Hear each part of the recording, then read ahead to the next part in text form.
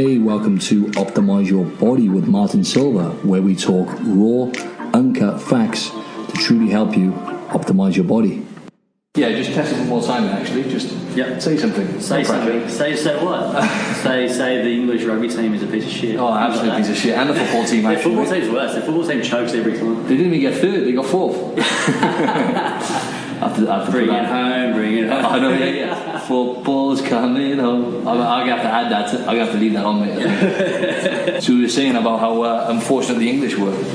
They're not unfortunate. They deserve every second of it. Yeah, I suppose. Yeah, you can't. Their fans can't carry on like that and then expect everyone to feel sorry for them when they lose. Yeah, it's like you hear nothing from Belgium, you hear nothing from Croatia about, and everything's positive, and it's like, we're great to be here, all this sort of stuff. Not we're going to win. It's like you can't just go, we're going to win because you made a semi-final. I know. Even when they got past the group stages, though, isn't it? It's like, they won one game, football's. I mean, I like the optimism, but I like the fact they support their side, because we are the opposite. Australians are horrible at supporting our team. We are the first ones to kick them all down. Oh, we won this. It's like, yeah, we didn't play anyone. Who cares? It's like, there's somewhere in the middle that's like you can be supportive without being ridiculous. It's funny, because me being Welsh, you being Australian, and then if you're Irish or you're Scottish, for some reason it's just that sworn rivalry against English. I'm sorry if you're English and you're listening to this, but it's just how it is. Tim's not sorry.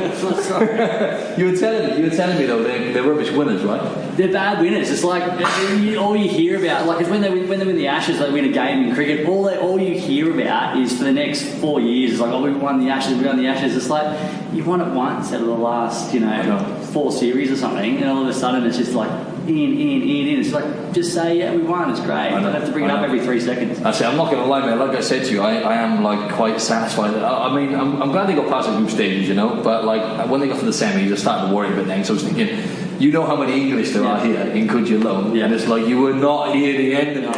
I like the Southgate thing. I like the fact that he is a bit of an English football villain, and then they embrace him, and then he loses and they boot him again. It's like, hang on a second, I quite like the guy. He seems like a good guy. He seems like he doesn't give a shit like everyone else. So like, their young side look good, and they look like they're a little bit more humble, they're a little bit more hungry. But it's the fans. It's not the players. I know it's not the players. That's right.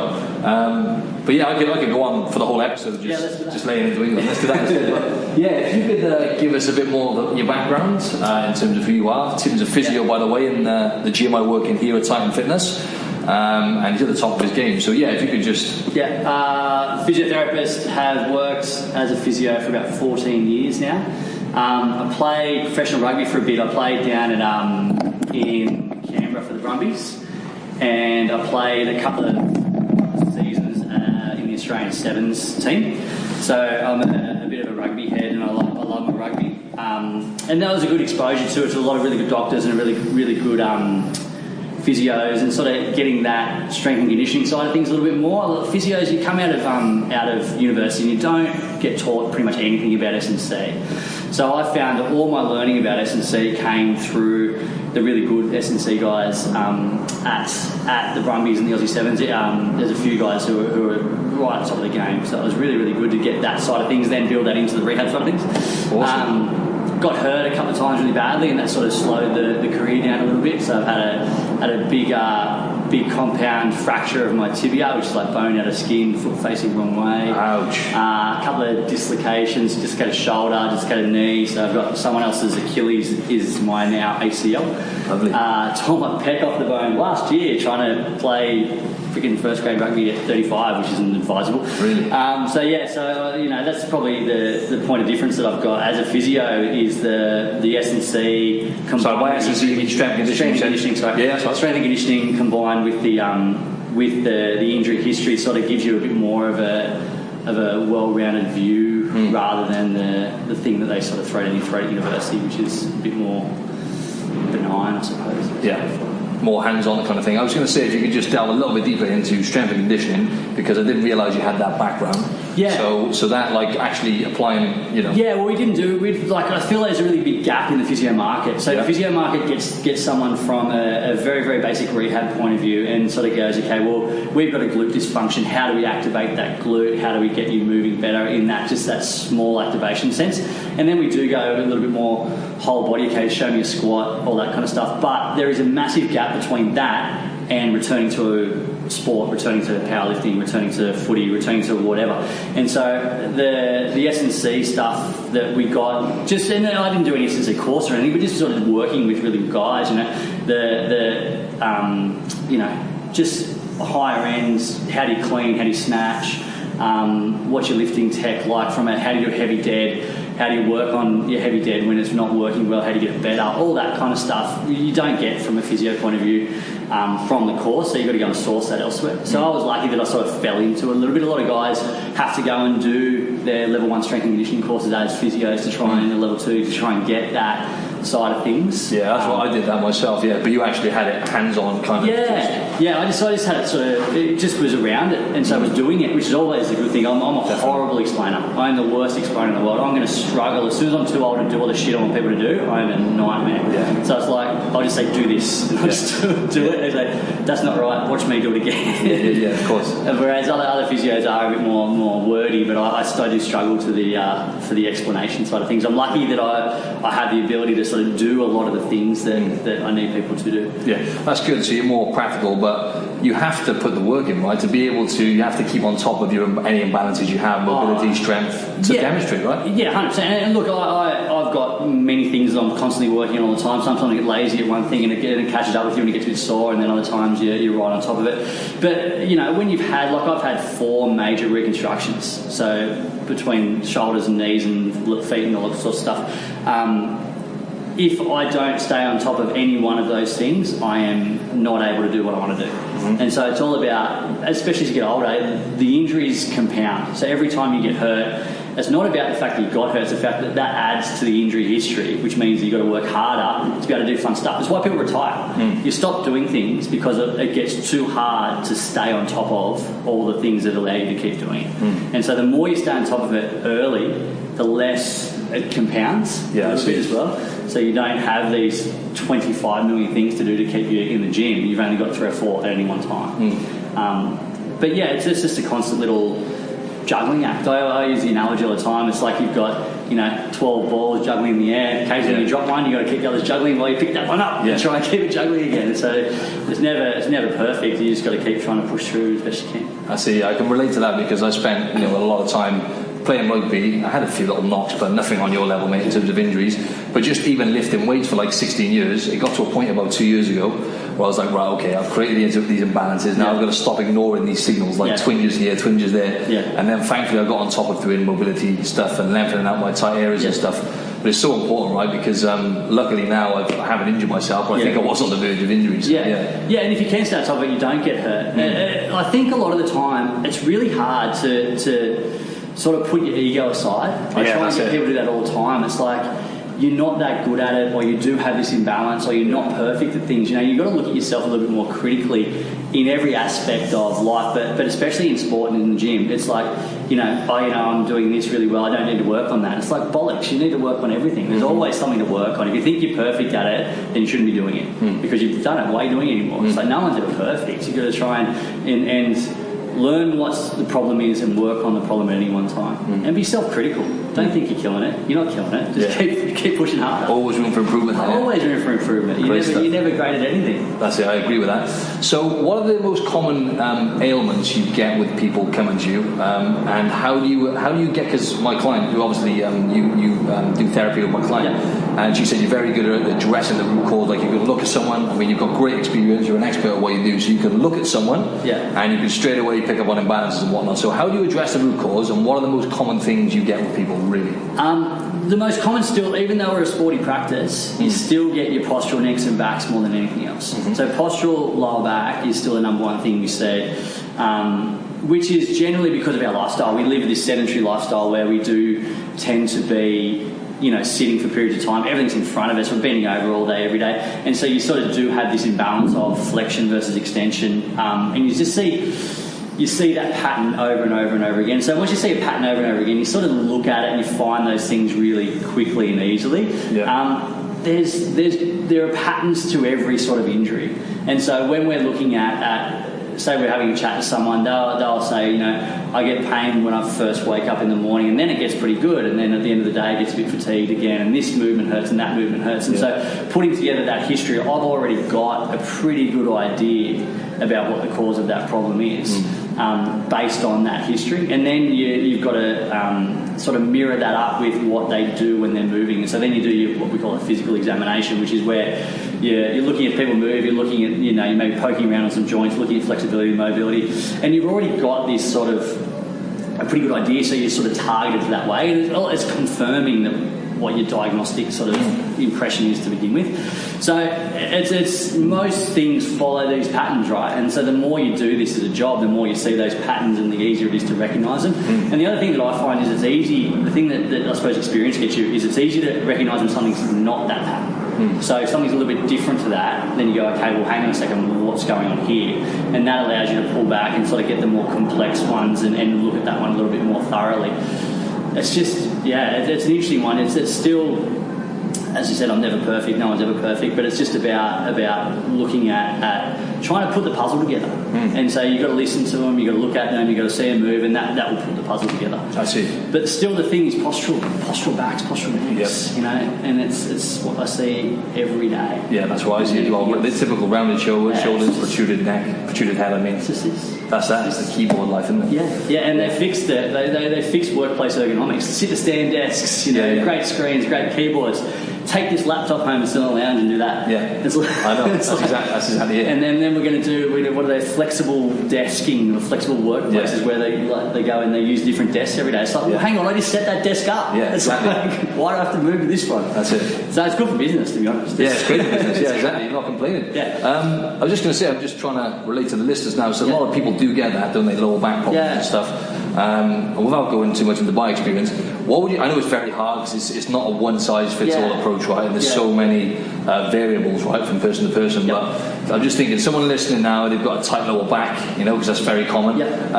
What would you say they can actually do, like, to help, prevent anything? Yeah, it's one is your best posture is your next posture. So no matter what you're doing, the more you get out of that, the better. So if you're somebody who stands all day at work, sit down for a bit. If you're someone who sits all day at work, get up as much as possible. So moving around, movement's the number one fix for all this sort of stuff. The second is reverse your posture. So if you're here for ages, then you've got to do things that get you in the opposite direction. So, for lower back, for example, the easiest thing to do is like a standing extension or a lying down like a cobra. So just move your back in the opposite direction than it's sitting all day. And if you do that a few times and you do that multiple times throughout the day, then you're sort of, I suppose you're balancing out what's happening within your posture. And so if you hold like this, you've got to do the opposite. If your head's forward, go to the opposite. If your shoulders forward, go to the opposite. And so it's just about recognising, okay, well, what is the posture that I'm in too much, and trying to do the reverse of that.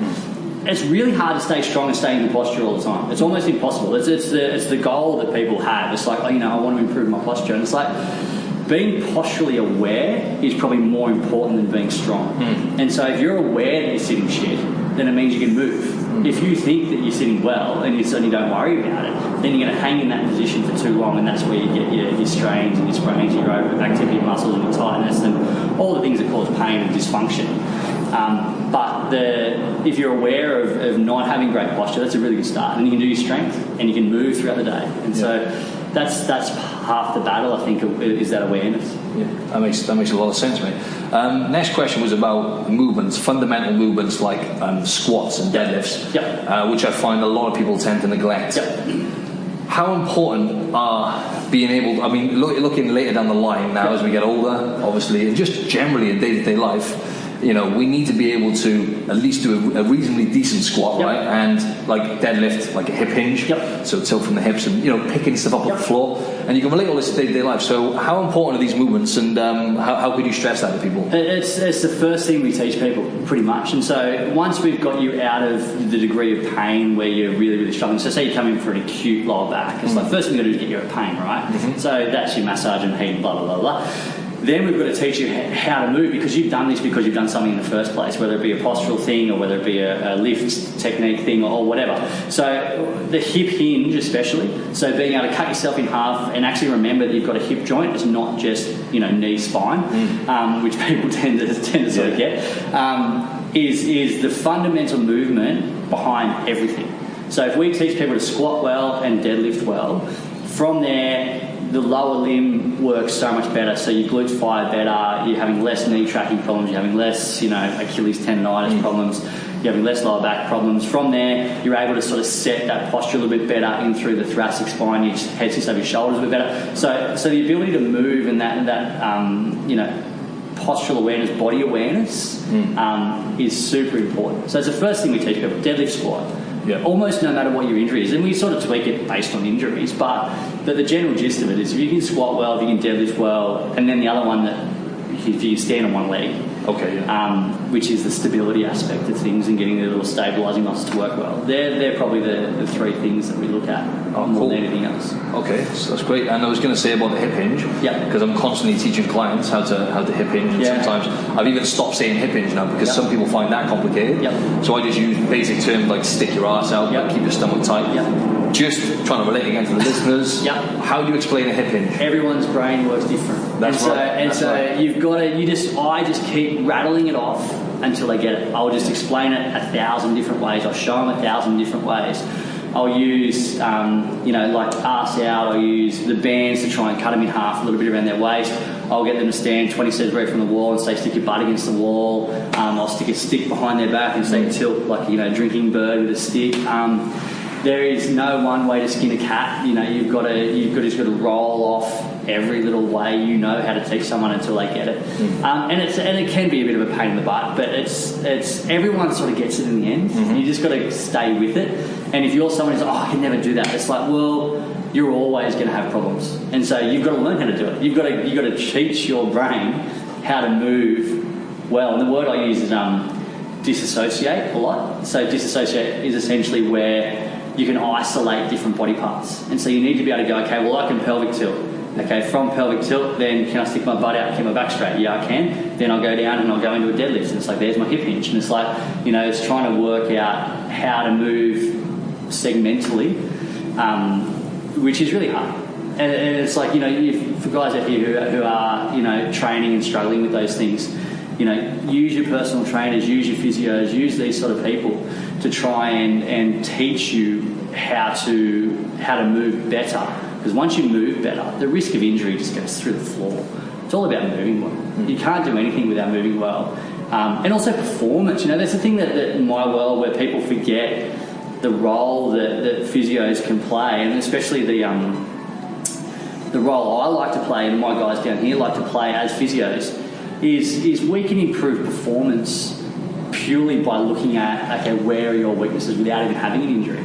So it's like, show me your squat. Okay, well, you've got a little glute med dysfunction. How do we strengthen that? Here's some stuff to strengthen it. Bob's your uncle, your squat goes up 5 kicks. It's like you've been bashing away at that for the last 2 years, just trying to put more weight on it and struggling. It's like, well, you didn't look at, well, what's the dysfunction? And so, it's great. It's easy as an injury level because obviously often these things are blaringly obvious and they're not quite as obvious in a performance level.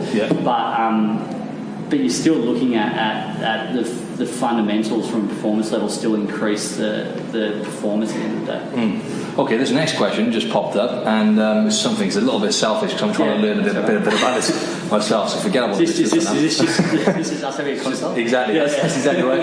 That's what the health one That's it, but it's foot mechanics. I was going to talk about that because that's my next level for myself personally. And I find myself more and more looking at people's, because like it is if I was go as far as to say is it probably plays the biggest part in a sense when it comes to learning how to squat and stuff like that. Obviously the hips are very important. The whole body is a whole mechanism is important, but foot mechanics and people having issues with their feet because obviously we don't walk around barefooted like we used to when we were hunter-gatherers anymore, so our connection to the feet is not as good, right? So no, it's a really contentious issue. It's one of the ones where physio, medicine, S&C, there's everyone's on both sides of the fence. So when I look at all those things and when I look at situations like that, it means there is no right or wrong answer. The right or wrong answer is based on the individual who's standing in front of you. Now, if you've got overpronating feet, which means your arch collapses as you're moving too much, and that's causing problems or that's affecting your performance, then there's two ways of looking at it. You can either work really hard at trying to strengthen those control muscles, but you're strengthening control muscles against a situation where it's it's quite ingrained, and so you sort of, and you probably never thought about it before. And so we're trying to get strength in an area that you've never really thought about before. You've got some structural reason to be there as well. So you've developed that over the years, or you were born with it as congenital, or whatever. And so how much of that are you going to be able to achieve? Is that person better off having a supportive shoe? Is that person better off having orthotics? Is there a deficit right to left? So is there one foot worse than the other? If that's the case, it's really hard, and they're going to be causing more biomechanical problems rather than having both feet the same. It comes down to time, I reckon. Yeah. It comes down to how much are you willing to sit there and do boring exercises. Yes, that's exactly it. That's why I keep putting it off, Tim. Control of your feet a little bit more. Foot strength and football feet. Yeah. Versus wear better shoes. Exactly.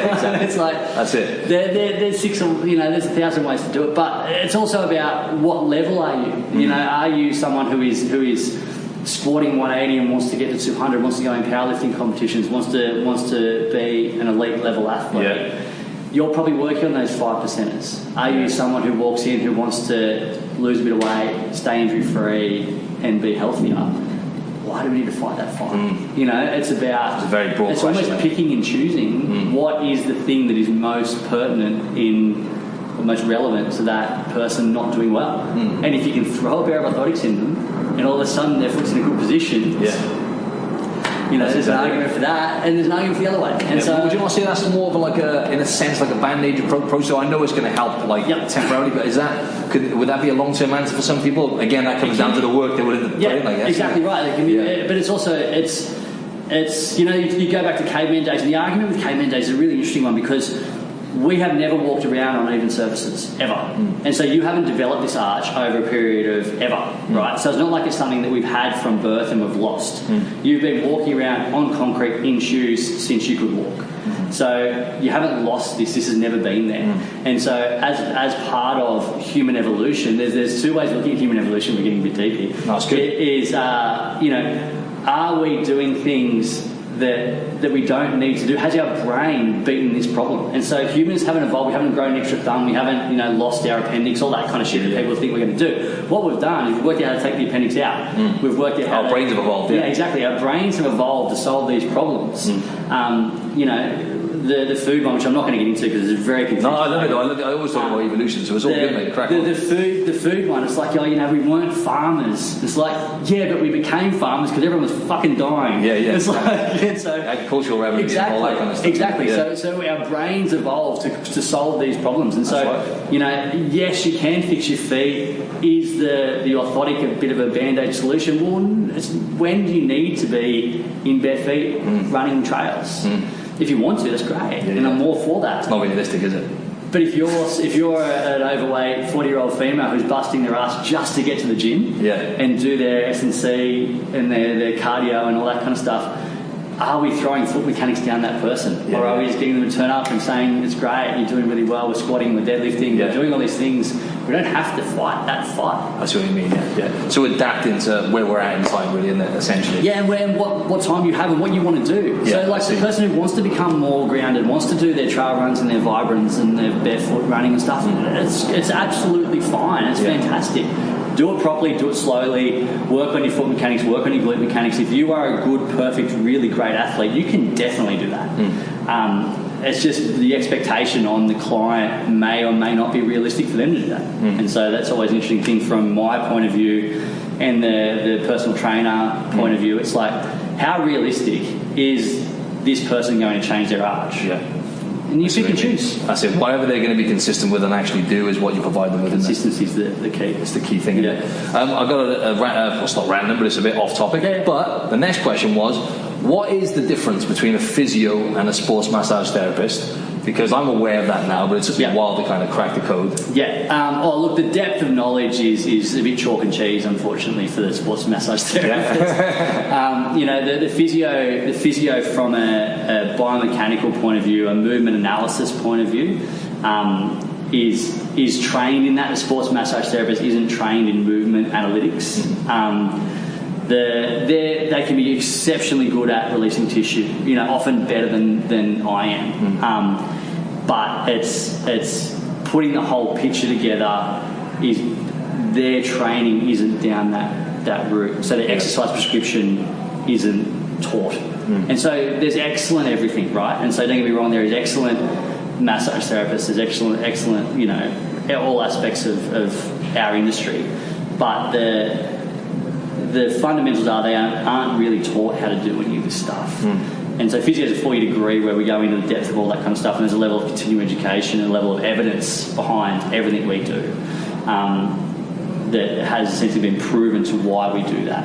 Massage therapy, sports massage therapist, there isn't that side of it. And yes, it can make someone feel better, and yes, I think it's a really important part of staying mobile and fit and active and healthy and all that kind of stuff. But the injury analysis isn't quite there. Oh, I see. Yeah. So prevention over cure kind of thing, and the corrective side of it. Fantastic preventers. Yeah. I don't think they have the skills to cure. Okay, I see. As a whole, and that's a very general comment. I see what you mean. Okay, and we skimmed over this as well, but like just basically tips for people who, you know, again, most people do have sedentary jobs nowadays. They get pain in their back, you know, pain in their neck. You said the Cobra, right? So if you just, I don't know, maybe if you could just give us like 3 of your favorite exercises, and so people could do consistently for a few minutes each day, just to. Cobra is my number one for my life. So explain that quickly, because I know what it is. Lying on your tummy, pushing your hands, putting your hands like you're on a push up. You keep your hips generally on the ground, and you gently push up and get an arch in your back. That's my number one for my lower back. Number 2 is for my upper back. It's rolling, so lying over the top of a foam roller or a towel, rolled up towel or something equivalent to try and extend through your upper back. So if you're lying down, you have your knees bent up, feet on the floor, so you're in sort of crook lying. Well, that's right. We're on film anyway. That's cool. Okay. So anyone can look at the film. And then having the towel or the horizontally, right? Okay. Or the foam roller horizontally, and you're trying to sort of arch back over it. I see what you mean. Nice and slowly. So it's more about flexion and extension. Yes. So a lot of the times people will sort of roll up and down trying to release their muscular tissue. Where it's like, that's great, but it's not really that posture reversal that we're after. Right. So we're after reversing that flexion posture that we talk about all the time, the shoulders forward, chin position, so arching over the top. And the third one is a chin tuck, which is a similar sort of vein. So our chin forward position is a problem. It's chin back, and so it's almost like someone's grabbing you from the hair behind your head, so like a ponytail, and pulling it straight back, and doing that repeatedly. And so doing them repeatedly, gently but repeatedly and relatively frequently, can sort of reverse that sedentary side of things and keep you mobile in both directions. You know, it's very rare that someone walks in and can't sort of flex their spine. Well, even someone who's tight in their hamstrings can get to sort of 3/4 shin. But someone who is tight in their extension will just go bend back a tiny bit, they're stuck, and you can see their spine doesn't move in that direction. Your spine's supposed to move in both directions, flexion and extension. So if you're finding one is feeling really stiff, then work on that. Okay, cool. And in terms of, like, I assess people myself, like on the first consultation, I'll do like 3 different assessments with them. And one of them is like a squat assessment. And for me, the anterior pelvic tilt is probably the most common thing I see. So tight hip flexors, you know, weak core muscles, you know, hamstrings and whatnot, and also the rounded shoulders kind of thing. So when you get people to do a squat, what are the most common things you see with people, like issues? Probably the first is that losing their lumbar spine, so losing their pelvic control. And so it's not, I don't love anterior pelvic tilt, posterior pelvic. It's about maintaining neutral spine, right? So the butt wink is something you see a lot at the bottom of the squat. The butt wink, for anyone who doesn't know, is sort of where your spine and your butt will flex under your spine at the bottom of a squat. The second one is losing your glute stabilizer, so your knees coming in. So when you're getting to that squat stance, those knees collapsing together is a really good indication that glute medius, so one of your glute stabilizing muscles, isn't doing its job properly. And so that collapse in is another thing that we're really looking at. So they're probably the 2. So being able to control neutral pelvis, and then being able to activate glute stabilizers to keep yourself square are probably the 2 things that we look at more than anything else. Okay, good stuff. Makes sense. And I was going to ask you now just a bit more about business, just a question about business. And close your eyes and go for a ride. Yeah, that's it, mate. You ready for this? Hang on. I want to hear your journey. That's my business. That's it. Close your eyes and hang on. Exactly. Close your eyes and just go for it. Yeah. That's what I do as well. Just just wing it, isn't it? Just go for it. I like. I was always talking about this book that I'm writing that I'm not actually writing called The Ostrich Approach. Yeah. Stick your head in the sand. Don't worry about it. Just bury your head in the sand, isn't it? Literally. Don't worry about it. See what happens. Just go with the flow. Yeah. No, I was just going to say, obviously, you're crushing it as a physio here in Sydney. Yeah. Doing really well. You've built a business from scratch by the looks of it. Yeah. And just wondering if you had any tips for people who are, trying to build a business and, trying to essentially fend off the competition or, make the competition irrelevant, if you like, because that's what you want to do, isn't it? How have you managed to do it? Have you got any tips? Being self-critical is really important. Knowing what you are is really, really important. So knowing what product you're selling, knowing who the market for that is, and being critical in that. So not trying to necessarily market yourself to every single little person, because not everyone is for what you provide. I am big on no bullshit. It's like people see through you, and so you need to believe in your product and be producing a good product, whether that's a thing that you're selling physically or my time or expertise or whatever. It's like everything that I'm telling someone is something that I would do myself or tell a family member.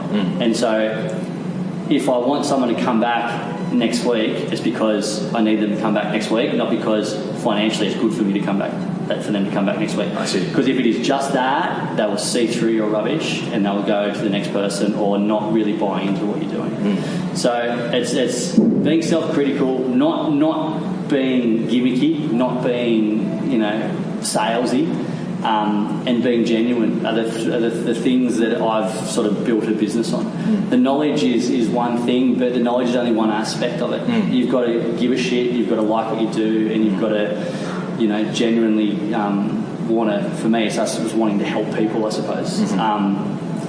And if you're doing it from a financial point of view, then I think often you're in the wrong place. Yeah. So nothing that I do is like, obviously everything has a financial roll-on effect, and you have to make sure the business makes money, otherwise it doesn't exist. But the fundamentals are that if you do that second and the little things first, like someone comes in for taping, I don't charge them. Someone comes in and sticks their head in for advice. I'm not saying that's a consult. It's like, I'll give everyone my time. You ask me to do this, it's like, yeah, sweet.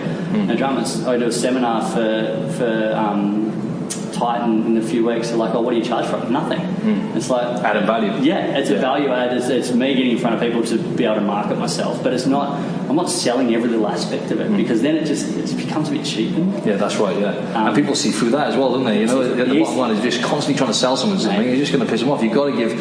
I keep saying this. We live in a world now which is full of information. You can get whatever information you want, from Google, from the Google man. The Google machine. Yeah, exactly. So so integrity is really important to you. I believe in that too. Massively, and that's why I try and instill that to my staff all the time. It's like, and for them, it's like, it was really interesting. The thing that I found most about being a business owner and having staff under me was that I do things without thinking about why I do them. And so I actually have to sit down and go, well, hang on a second, how come I do that and they don't naturally achieving that same goal or doing that naturally? It's like it's hard for them. And so breaking down the fundamentals of how you do what you do is really interesting. How then do you teach that to the next person? Because everyone's different, and everyone's motivated by different things. Exactly. So having staff is the hardest thing. For me, just be a physio is easy. I love it. It's easy. I love the puzzle.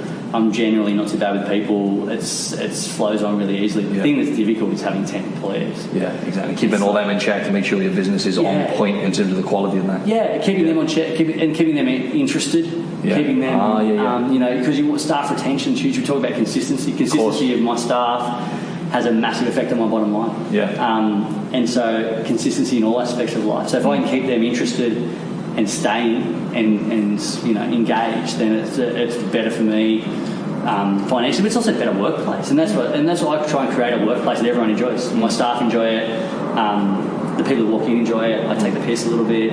I'm not full of shit. I'm not overly pretentious about what we're trying to achieve. I'm not a doctor wearing a lab coat, just I swear too much, play stupid music, or wear Converse. I'm not the quintessential medical practitioner. People like that, don't they? They just want to see you human, man. Yeah, exactly. Just being yourself, authentic, isn't it? Yeah. And I was just going to say, so what should people, just sprung to mind then, what should people, because there's a lot of, like in any industry now, but like in this day and age now, I think it's becoming, with technology and stuff, people can look on, I don't know, for example, Google again, TripAdvisor, and they can see, and obviously word of mouth, but there's still, like, for example, personal training, my industry, it's saturated with, anyone can do this Mickey Mouse certificate and actually become a personal trainer, so there's so many shit PTs out there. I tell people you get one in every third box of Kellogg's Nutri-Grain. That's it, mate. Every third box, mate. I'd say every box. No, I was just going to say, how do people, what are the common kind of signals people should look out for? Like, people. I had a chiropractor before, and I kept going back and forth and stuff like that. And don't get me wrong, I don't want to slay him too much because he's really good at what he does. But at the end of it, I thought to myself, right, I need to get to the root cause of this issue, which is a muscular imbalancement. So, like, for me, going back and forth and getting cracked every 3 days really wasn't going to be a long-term thing. So, for physios, to say someone wants a physio, they want to go and see someone, what should they look out for in terms of people trying to just, rinse them? Yeah, it is really, really hard. I think the thing that's happening a lot these days is the old physio two-machine, ice pack sort of thing is absolute garbage. There is so much research out there that says that doesn't work at all. So if you're finding that someone's sort of putting you on a machine or putting a heat pack on and not doing the fundamental exercise side of things, exercise therapy is the only thing that works from a proof point of view. Now, the release stuff that you do and the mobility stuff, like the hands-on stuff that physios do, is still really important because it gets you moving better. But at the end of the day, the only thing that works is exercise and changing habits and changing the way you move and doing strengthening essentially. So you need to have someone who is doing that. If you're walking in there and it's all very passive, it's not working. If they're not talking to you about something happening in your lifestyle that you have to change, it's not working. And that's not necessarily about, the thing that I suppose I look at is that's not necessarily a thing about them fleecing you. It is potentially them just not being very good.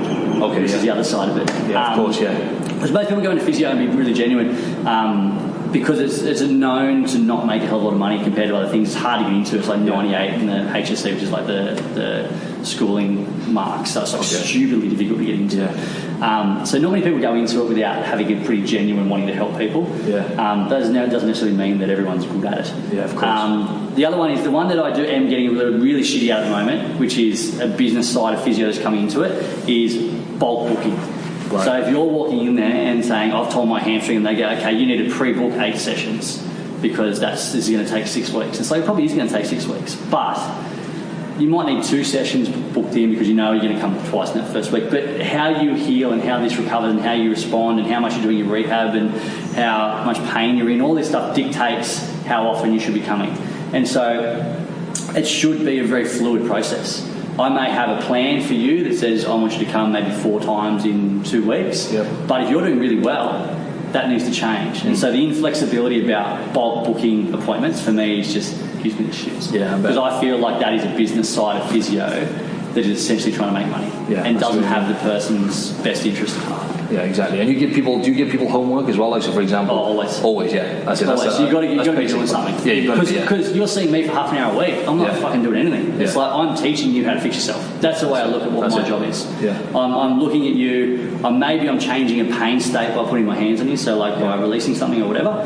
But essentially, I'm teaching you how to fix yourself. And so if you're not doing anything outside of your physio session, you may as well just be putting your money down the drain. That's a good point. You can relate that to anything, isn't it? Because I always I get this message across to people with nutrition. It's like, the old saying, give a man a fish, feed him for a day. Teach a man a fish, feed him for a lifetime. So you've got to apply yourself, haven't you, and actually do your homework. 100%. Otherwise, you're getting nowhere. Exactly. That's pretty much it, then, mate. That's a wrap. Thanks a lot for your time, Tim. No worries. I didn't. Next time, can you give me the memo about the singlet? No worries. Some guns before. I got the guns out. It's just funny to wear it, really, mate. No, actually, mate, you're pretty pumped right now, Maybe that sun's getting to you. You're here. My little arm too. That's my little arm. Neck tear on that side, so I got nothing. Don't worry, mate. Next time I'll wear a raincoat, okay? Much better. Big fluffy jacket. It's cold outside. We've got some magnified heat coming in here. We got a nice little suntan here, folks, as well. It's beautiful. It is. Awesome. Thanks for your time, mate. Really appreciate it. No dramas. Take care, buddy. You too.